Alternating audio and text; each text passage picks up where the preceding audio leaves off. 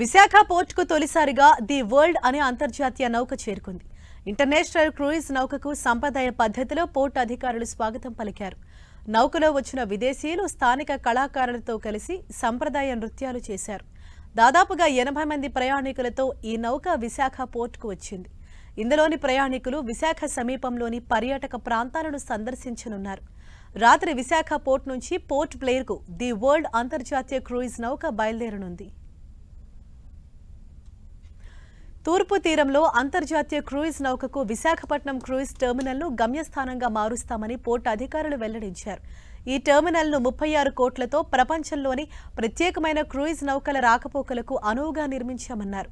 అలాగే పర్యాటకులకు అవసరమైన అన్ని సదుపాయాలు కల్పించామన్నారు. వారికి సౌకర్యవంతమైన అనుభూతి కల్పించే ఏర్పాట్లు చేశారు. దేశంలోని ఇతర పోర్టులతో పోల్చుకుంటే ఇమిగ్రేషన్ ప్రక్రియను విశాఖపట్నం పోర్ట్ 5 నిమిషాల లోపే పూర్తి చేయడంపై షిప్ కెప్టెన్ సంతృప్తి వ్యక్తం చేశారు. క్రూయిజ్ రాక విశాఖ స్థానిక పర్యాటక అభివృద్ధికి దోహదపడుతుందని పోర్ట్ చైర్మన్ డాక్టర్ అంగముత్తు తెలిపారు.